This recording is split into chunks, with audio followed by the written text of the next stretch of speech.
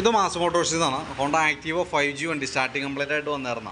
Starting കംപ്ലൈൻറ്റിൻ്റെ main കാരണം എന്ന് വെച്ചാൽ നിലവിൽ നമുക്ക് പ്ലഗിന് ചെറിയ ഷോർട്ടിങ് ഉണ്ട്. അതിനേക്കാൾ ഇവർ കാർബേറ്ററിനകത്ത് വരുന്ന ജെറ്റ് ബ്ലോക്കായി പോയതാണ് മെയിൻ കംപ്ലയിൻറ്റ്.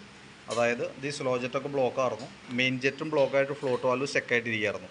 അതാണ് അതിൻ്റെ കംപ്ലയിൻറ്റിൻ്റെ കാരണം കേട്ടോ. അപ്പോൾ കൂട്ടത്തിക്കടെ ഈ പ്ലഗും കൂടി ഷോർട്ടിങ് വന്നിട്ടുണ്ടായിരുന്നു. അത് കാരണം ജസ്റ്റ് ഒന്ന് പൊട്ടി വരും, ഒരു പൊട്ടി സ്റ്റാർട്ടാവണ പോലെ വരും, വണ്ടി പിന്നെ കട്ട് ഓഫായി പോയി. അതാണ് കംപ്ലയിൻറ്റ് കാണിച്ചിരുന്നത്. അപ്പോൾ നമ്മൾ പ്ലഗ് അഴിച്ച് മാറ്റി പുതിയ പ്ലഗ് ഇട്ടിട്ടുണ്ട്. അതിനുശേഷം കാർബേറ്റർ ക്ലീനർ ഉപയോഗിച്ച് ക്ലീൻ ചെയ്തിട്ട്, കാർബേറ്റർ ക്ലീൻ ചെയ്യാൻ ഉപയോഗിക്കുന്ന സ്പ്രേ ഉണ്ട്, അത് ഉപയോഗിച്ച് നല്ല രീതിയിൽ ക്ലീൻ ചെയ്തിട്ട് ഈ സ്ലോ ജെറ്റ് മാറ്റി നമ്മൾ പുതിയത് സെറ്റ് ചെയ്തിട്ടുണ്ട്. അത് കൂടാണ്ട് നമ്മൾ അതിൻ്റെ എയർ ഫിൽറ്റർ കൂടി മാറ്റിയിട്ടുണ്ട്. അത് അങ്ങനെ ഒരു സെക്ഷനാണ് വരാം. അതായത് എയർ ഫിൽറ്ററിൽ കൂടെ എയർ ഫിൽട്ടർ ചെയ്ത് കാർബേറ്റർ വഴി ഫ്യൂൽ മിക്സ് ചെയ്ത് ഹെഡിനകത്ത് പോയി കത്തുക, അങ്ങനെ ബേൺ ചെയ്യുക. അപ്പോൾ അതാണ് ശരിക്കും അതിനകത്ത് നടക്കുന്ന ഫംഗ്ഷൻ. അപ്പോൾ ആ സർക്യൂട്ട് ഫുള്ളായിട്ട് നമ്മൾ ക്ലിയർ ചെയ്ത് കൊടുത്തിട്ടുണ്ട്. അപ്പോൾ എയർ ഫിൽറ്റർ പുതിയതാണ് കിടക്കണേ, പ്ലഗ് പുതിയതാണ് കിടക്കണേ. കാർബേറ്റർ അസംബ്ലി നമ്മൾ കാർബേറ്റർ ക്ലീനർ ഉപയോഗിച്ച് ക്ലീൻ ചെയ്തിട്ട് സ്ലോ ജെറ്റ് മാത്രമാണ് മാറ്റിയിട്ടുള്ളത്. ഈ ജെറ്റുമ്പോൾ നോക്കിക്കഴിഞ്ഞാൽ അറിയാം, ശരിക്കും ഒരു ഫംഗസ് പിടിച്ചേക്കണ പോലെ ഒരു ഇത് കാണുന്നുണ്ട് ഇതിനകത്ത്. ഇതേ സിറ്റുവേഷൻ തന്നെയാണ് കാർബേറ്ററിൻ്റെ ഉള്ളിലത്തെ അവസ്ഥ. അതെന്താ വെച്ചാൽ ഇപ്പോഴത്തെ പെട്രോൾ E20 പെട്രോൾ എന്ന് പറയും, 20% എത്തനോൾ മിക്സ് ചെയ്തിട്ടുള്ള പെട്രോളാണ് ഇപ്പോൾ നമുക്ക് ഉപയോഗിക്കാൻ കിട്ടുക.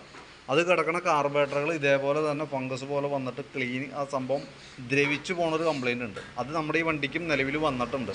തൽക്കാലം നമ്മൾ ക്ലീൻ ചെയ്ത് സെറ്റ് ആക്കിയിട്ടുണ്ട്.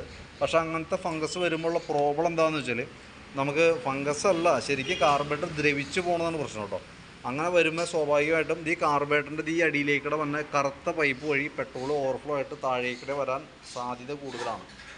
കാർബേറ്റർ ഓവർഫ്ലോ കംപ്ലയിൻറ്റ് കാണിച്ചാൽ കാർബേറ്റർ അസംബ്ലി മാറ്റി വയ്ക്കുന്നതാണ് നമുക്ക് ഉത്തമം. കാരണം ഇപ്പോൾ നമ്മൾ തൽക്കാലം കംപ്ലയിൻറ്റ് മാറ്റിയിട്ടുണ്ടെങ്കിൽ പോലും പെട്രോൾ ഓവർഫ്ലോൻ്റെ കംപ്ലയിൻറ്റ് കാണിച്ചാൽ നമുക്ക് പ്രത്യേകിച്ച് ഒന്നും ചെയ്യാനില്ല. കാർബേറ്റർ അസംബ്ലി മാറ്റി പുതിയത് വെക്കേണ്ടതായിട്ട് വരും. ഇപ്പം നമ്മൾ എയർ ഫിൽറ്ററും പ്ലഗും മാറ്റി കാർബേറ്റർ ക്ലീൻ ചെയ്ത് വണ്ടി സ്റ്റാർട്ടാക്കി എടുത്തിട്ടുണ്ട്. പിന്നെ ബാറ്ററി കുറേ നേരം സെൽഫ് അടിച്ച് ബാറ്ററി ചാർജ് ഇറങ്ങി പോയിട്ടുണ്ടായിരുന്നു. അപ്പോൾ ബാറ്ററി നമ്മൾ ഫുൾ ചാർജ് ചെയ്തിട്ട് സെറ്റ് ആക്കിയിട്ടുണ്ട്. അപ്പോൾ നമ്മൾ സ്റ്റാർട്ടിങ്ങിൻ്റെ കേസ് റെഡി ആക്കിയിട്ടുണ്ട്.